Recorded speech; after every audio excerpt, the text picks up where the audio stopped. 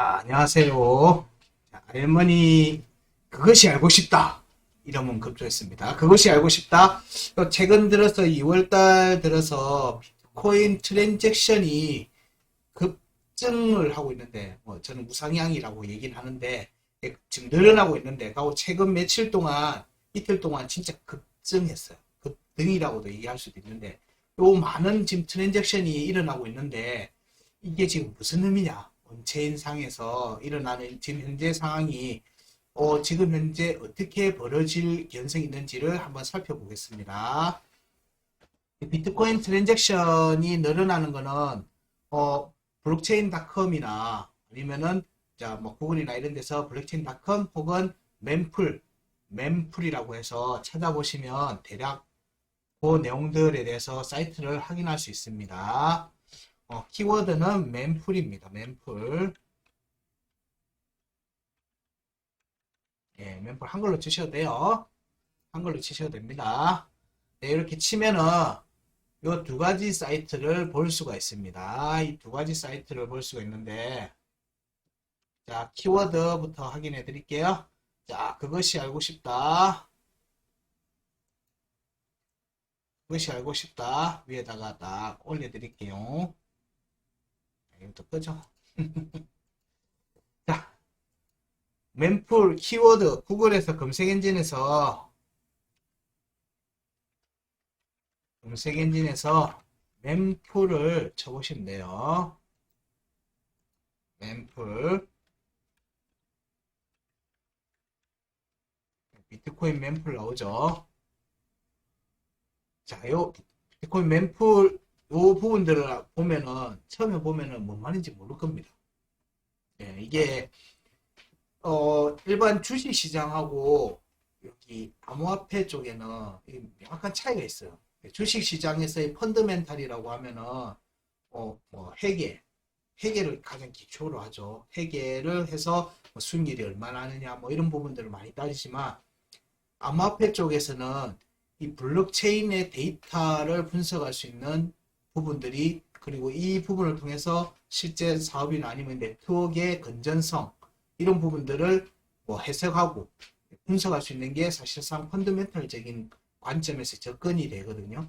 이 차이가 명확하게 있습니다. 그래서 기술적인 부분을 좀 알아야 돼요. 비트코인 같은 경우에는 뭐 요 기본적으로 mem풀이나 이런 부분들은 요 워낙에 요 구글신하고 네이버신에서 설명을 잘 해놓는 사이트들 연결 잘 해주니까 그 내용들 보시면 되고요. mem풀은 이 전송을 하는 데 있어 갖고 이 트랜잭션들이 모이는 겁니다. 채굴풀에서 모여서 그 채굴풀에 모인 그 트랜잭션들을 해당 거래소나 뭐 해당 개인 지갑으로 이렇게 뿌려주는 그 모이는 장소 같은 거라 생각하시면 돼요. 여기에 거래소에서 뭐 채굴풀이죠. 채굴풀에서 일어나는 내용들을 뭐 확인할 수 있는 겁니다. 실시간 정보들을 계속 볼 수 있는 거예요. 특징은 뭐냐면은 여기는 블록체인에 기록이 된 것, 블록체인에 기록이 된 것, 여기는 블록체인에 기록되기 위해서 대기하고 있는 것. 예, 전송을 했는데 지금 40블록이 밀려 있어요. 밀려 있어요. 보내는 사람들이 뭐가 많다는 거예요. 트랜잭션이 뭐가 많이 일어나고 있는데 이게 지금 원활하게 블록체인에 기록이 안 되고 지금 40블록이나 밀려 있다는 거예요. 그만큼 지금 트랜잭션이 많이 지금 일어나고 있다는 거예요. 왜 이렇게 갑자기 트랜잭션이 많이 일어날까? 이거에 대해서 좀 고민해야 되는 거예요. 기술적인 내용들이라고 하지만 사실은 이걸 통해서 해석을 해야 되는 거죠. 사람들의 심리, 왜 이걸 하고 있는가, 왜 이렇게 지금 현재 많이 보내고 있는가를 살펴볼 수 있는 거예요. 이 내용들은 이걸 보낼 때 수수료, 수수료를 많이 넣으면 나는 좀 우선순위를 가지면서 진행이 될 수 있어요. 수수료를 좀 많이 넣으면. 그래서 그 채굴풀에다가 내 전송하는데 뭐 500사토시를 넣을게. 기본은 1사토시거든요. 1사토시부터 보통 한 10사토시 내외에서 보통 수수료가 형성이 되는데 네 500 넣을게. 그럼 그래? 우선순위를 주는 거예요. 이거 먼저 보내줄게. 뭐 이런 식으로. 물론 앞 뒤는 막 무조건 넣는 게 아니라 이 지금 10분 안에 되는 이 트랜잭션에 내 걸 넣고 싶을 경우에 수수료를 높여야 되는 거예요. 뭐 그런 식의 처리를 해주는 처리 공간 같은 거예요. 블록체인에 기록되기 전에 그 10분 동안에 막 데이터를 트랜잭션 데이터를 쌓아서 기록되기 전에 그 자리를 잡아주는 그런 서비스 자체는 mempool이라고 생각하시면 돼요. 대기소에 대기소. 여기 트랜잭션들이 계속 일어나는 이유들이 보면은 요 지난 이 내용을 보시면은 1월 중순 이후부터는 트랜잭션이 그냥 평이하게 그냥 낮아졌죠. 물론 앞에 한번 스파크가 일어나면서 가격 상승이 이루어졌어요. 이거를 중장기로 좀 보면은 조금 눈에 들어오실 수도 있습니다. 예. 이게 트랜잭션이 무조건 일어난다고 다 좋은 거냐? 이런 건 아니에요. 이때는 해석을 뭐라고 했는가 하면, 사람들이 불안해서 지금 도망가려고 한다는 거예요.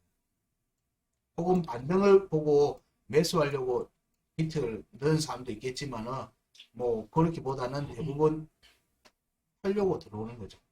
이때가 언제예요? 작년 5월달에. 그러고 나서 스파크 일어난 뒤에 큰 폭의 하락이 나왔죠. 큰 폭의 하락이 나왔어요. 이때는 이 구간에서 매도량이 막 나왔겠죠. 매도를 계속 시키면서 매도가 풀리면서 이렇게 폭발적으로 하락이 나오면서 이때는 뭘까요? 하락 중에 나왔던 이때는 매도도 있고 매도라고 하니까 좀 애매하지만 매도를 위해서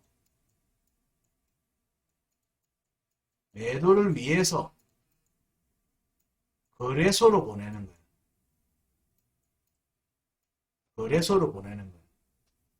그리고 매수를 한 측이 거래소 밖으로 출금을 하는 거예요. 이 트랜잭션이 대부분을 차지하겠죠. 지금도 마찬가지예요. 이 트랜잭션이 대부분을 차지해요. 약간 좀 다른 부분들을 같이 첨언해서 얘기 드리면,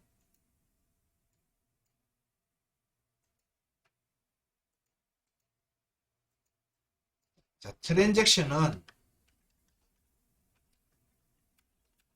블록체인의 블록체인 온체인에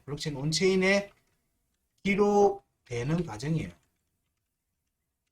그걸 위해서 전송을 하고 하는 모든 과정들이 일어나는 건데, 자, 여기에 비즈니스, 결제 같은 비즈니스를 위한 전송이 있고요. 이게 비트코인에서는 이게 비트코인 라이트닝으로 활용돼요.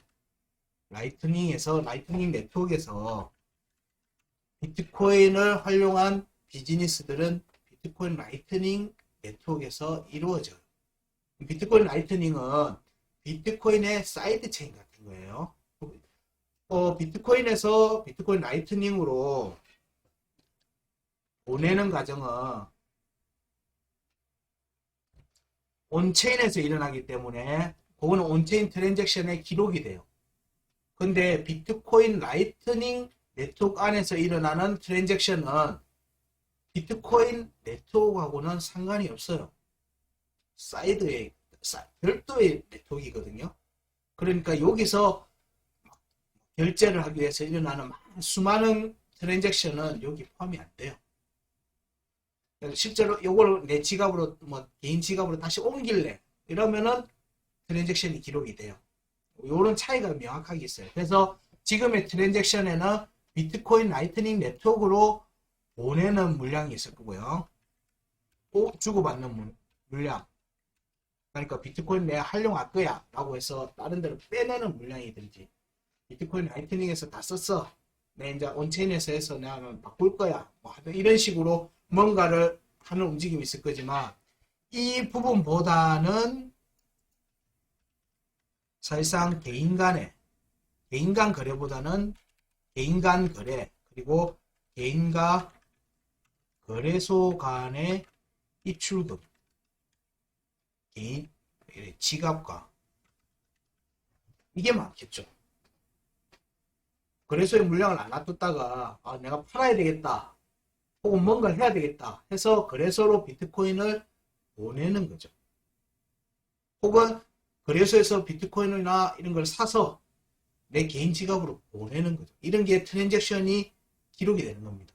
그럼 이 트랜잭션들에는 이 내용들이 섞여 있는 거예요. 그럼 이게 급증을 했잖아요. 늘어났는데 왜 늘어났냐는 거예요. 그러면 먼저 거래소로 입금하는 트랜잭션은 입금하는 물량은 첫 번째가 매도겠죠. 비트코인을 팔려고 보내는 거죠. 혹은 고점대 오르면 팔려고 대기하는 물량이든 어쨌든 팔려고 하는 그 의도로 거래소를 보내는 거예요. 근데 이게 가격이 막 출렁출렁할 때 사람들 심리는 뭐예요? 내 거 빨리 팔고 싶잖아요. 내 거를 빨리 팔고 싶은 거예요. 그러면 내 거 빨리 지금 거래소를 보내야 되니까 수수료를 막 높여요. 수수료가 그래서 상승을 하면은 지금 얘 급한 애들이 지금 뭐 많이 집어넣네. 근데 큰 물량 가진 존재들은 그래 안 해요. 그냥 느긋하게 오냐 최소로 해도 길어봐야 뭐 30분에서 1시간 안에 가니까 그들은 그냥 대부분 굳이 큰 내용의 비트코인을 가진 전송은 뭐 수수료 크게 관심을 안 가지고 해요. 근데 이제 적당한 양을 가진 분들은 내 거를 빨리 거래소 보내서 빨리 팔려고 하는 거예요. 그때 매도를 하려고 할 때는 수수료가 급등을 해요. 전송 수수료가. 그러면 얘들이 얘 지금 급한 애들이 뭐 많이 보내고 있네 라고 눈치챌 수 있는 거야. 그러면 매도가 들어오니까 이거는 보통 거래소가 비트코인에 블록체인 기록되는 게 2컨펌인데 뭐 거래소들은 1컨펌만 놔도 들어온 걸로 치고 거래를 시켜줘요. 그러면 들어오자마자 뭘 부탁했어요? 매도를 때리겠죠. 매도 물량이 쏟아집니다. 그런 용으로 들어올 경우에는 거래소에서 매도 물량이 쏟아져요. 그게 2월 초에부터 나왔던 거예요. 2월 초 움직임이에요. 자, 여기서 이걸 같이 볼까요? 요 2월달 움직임이에요. 요때 움직임 할 때 이미 차트는 올라왔죠. 올라와서 자, 요때의 움직임은 뭘까요? 사는 움직임이든 파는 움직임들 여기 손바꿈이 일어나는 거예요. 또 트랜잭션이 나오죠. 이때부터는 차트가 하락을 하고 있어요. 가격이 떨어지고 있는 거죠. 이때 스파크 일어났고 이때 나오는 사람들은 뭘 할까요? 매도를 하려고 뭐. 이때 수수료도 급증을 했어요. 수수료도 막 올라간 거야.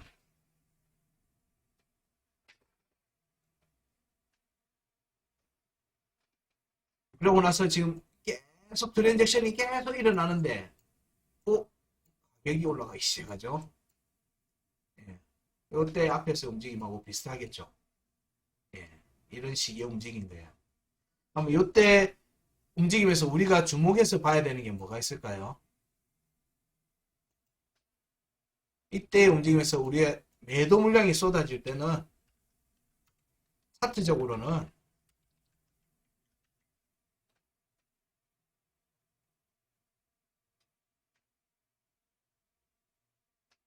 차트적으로는 지지 테스트가 진행되는 거고요. 이게 지지가 유지되는지를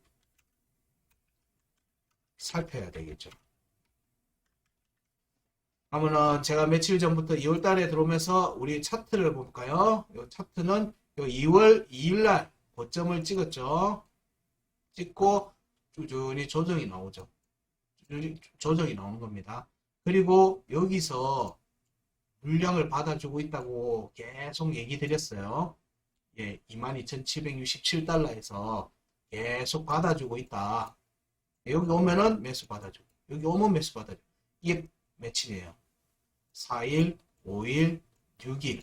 이때 아까 보니까 이때 막 올라가고 있죠. 아까 트랜잭션은 이때 막 올라가고 있어요. 올라가고 있죠. 올라가고 있는 거예요. 여기는 하려고 하는 존재들도 있었고, 뭔가 다른 용도로서 또 비트코인을 보내는 사람도 있었다는 거예요. 그걸 보는 거예요. 근데 여기에 지지를 했죠. 매도는 쏟아지면서 거래량은 터졌는데 급하게 거래소 와서 팔았던 사람들은 누가 받아준 사람이 있으니까 그 매수가 된 거예요. 손바뀜이 일어난 거예요. 손바뀜이 일어났으니까 이제 차트 가격은 오르기 시작을 하는 거예요. 그러면은 그 비트코인 트랜잭션에 많은 또 트랜잭션이 저것만 쓰느냐? 아니라는 거예요. 얘들은 뭘 비트코인으로 거래소에서 뭘 할 수 있을까요? 비트코인으로 거래소에서 할 수 있는 게 뭐가 있을까요?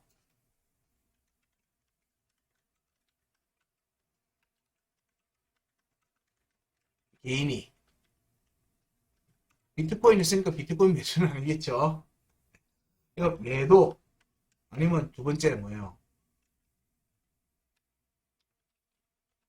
매도 후 알트코인 매도 후 그냥 출금. 자, 그 다음이 또 뭐죠? 비트 그냥 이렇게 하면 수수료가 또 들어가죠. 2번, 3번은 수수료가 들어가는 거예요. 비트마켓에서 알트코인 매수. 여기가 관건인 거예요. 거래소로 들어온 비트코인으로 뭘 산다? 비트코인을 산다. 어디서? 비트마켓에서. 어디서 산다? 비트마켓에서 알트코인을 사죠. 그래서 알트코인의 상승장이 나오는 루트가 어딘가 먼저 반응하는 데가 비트마켓이에요. 비트마켓에서 상승 모양새를 먼저 만들죠. 그런 뒤에 원화 차트, 원화 마켓에서도 상승 움직임이 나온다. 요런 흐름도. 또 왜 비트마켓에서 그럼 먼저 나오냐? 이거는 이제 초기 암호화폐 시장의 형성 과정하고 상관이 있는데, 이 비트코인이 사실상 우리로 치면은 원화 달러 같은 그런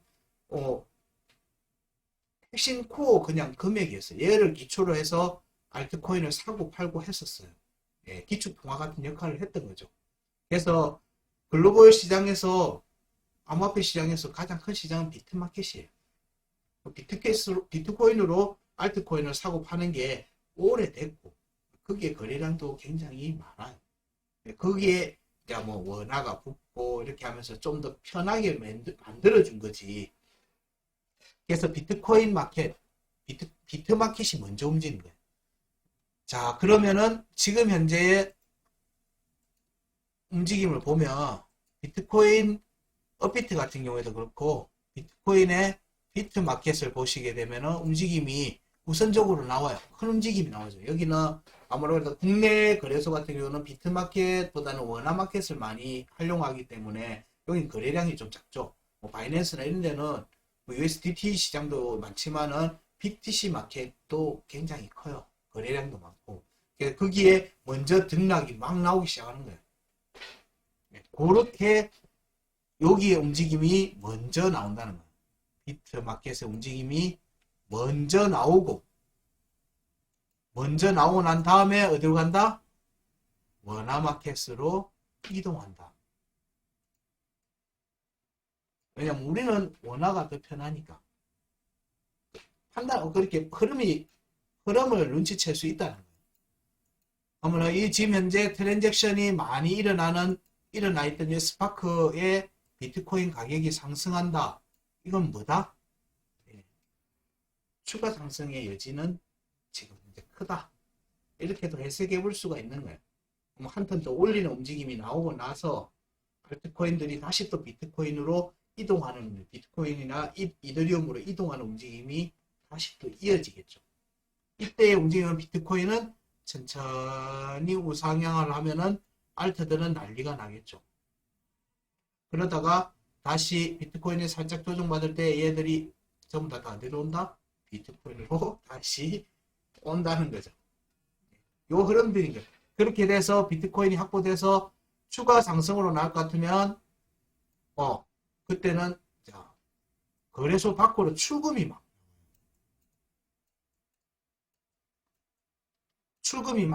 나와요. 트랜잭션이 일어나는데 출금이 나오는데 비트코인의 가격이 크게 안 움직인다. 지금 나오는 부분에서 여기에서의 트랜잭션의 또 많은 부분은 그럼 뭘까요? 거래소 출금이죠. 아까는 거래소 입금이었다면 지금 거래소 출금일 가능성이 출금도 많이 늘어났을 거라.